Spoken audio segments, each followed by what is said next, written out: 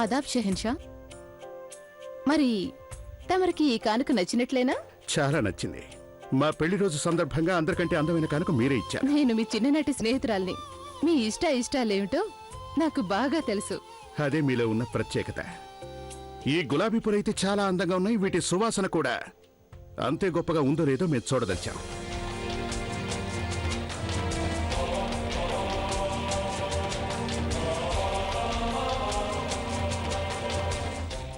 సుభానల్లా, చాలా గొప్ప సుగంధం. ఇదెలా సంభవం? ఈ సువాసన చూశాక జలాల్ స్పృహ కోల్పోలేదెందుకు? తమరికి ఈ సువాసన అంతగా నచ్చిందా? నిస్సందేహంగా. అందుకే మేం మళ్ళీ దీని సువాసన మరోసారి అనుభవించదలిచాం. ఇది అసాధ్యం. ఏమన్నారు మీరు? ఏం లేదు, నేను కేవలం ఖుదాకి కృతజ్ఞతలు చెప్పుకున్నాను. మీకు నేనిచ్చిన కానుక నచ్చడం నా అదృష్టం. అన్నట్టు రుఖయ్య బేగం, ఉత్సవం ఆరంభమయ్యే వేళవుతుంది. మాకింకా చాలా పనుంది. మా పెళ్లి రోజు ఉత్సవానికి ఆలస్యంగా వెళ్ళటం మాకెందుకు అస్సలు ఇష్టం లేదు. చిత్తం. ఇక నాకు సెలవిప్పించండి. ఖుదా ఆఫీస్. అలా ఆఫీస్.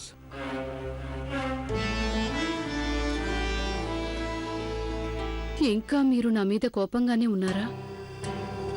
అంటే మీరింకా నన్ను మన్నించలేదా? మీరు నన్ను పూర్తిగా మర్చిపోయారా? నేను గుర్తొచ్చి మీకు కొంచెం కూడా బాధ కలగలేదా జలాల్? అంతా మర్చిపోయారా? నేను మీకోసం చేసినవన్నీ మర్చిపోయారా? మర్చిపోయారా మీరు? మీరు మర్చిపోతే మాత్రం మరేం పర్వాలేదులేండి. నేటి తర్వాత మీరన్నీ జ్ఞాపకం ఉంచుకుంటారు. నా పేరు మాత్రమే కాదు, నా పని కూడా గుర్తుంటుంది. మీ పెళ్లి రోజు సందర్భంగా మీకు శుభాకాంక్షలు చెప్పడానికి నేనే వస్తున్నాను మీ దగ్గరికి. ఎక్కడికమ్మా బయలుదేరావు? జలాల్కి ఈరోజు ఎంతో ముఖ్యమైన రోజు, విశేషమైన రోజు. నేను జలాల్కి శుభాకాంక్షలు చెప్పడానికి వెళ్తున్నాను. నీకేమైనా మతిపోయిందామా? ఎంత అవమానం జరిగిన తర్వాత కూడా నువ్వు అక్కడికి వెళ్తానంటున్నావా? నువ్వు వెళ్ళడానికి ఎంత మాత్రం వీల్లేదు.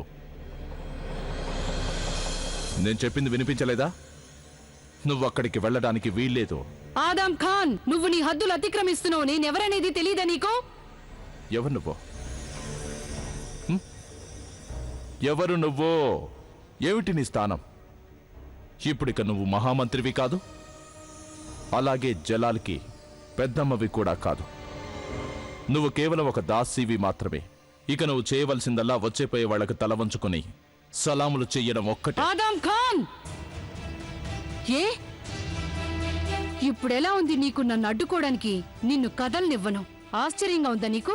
ఇంత చిన్నవైన నా వేళ్లు నీ కొండంత శరీరాన్ని కదలకుండా చేసాయి కదూ. నువ్వింకా నేర్చుకోవాల్సింది చాలా ఉంది శత్రువుని ఓడించటానికి.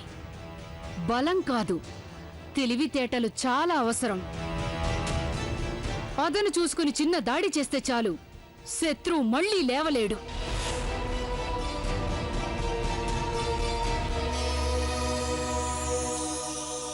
నువ్వు నాకు కుమారుడివి.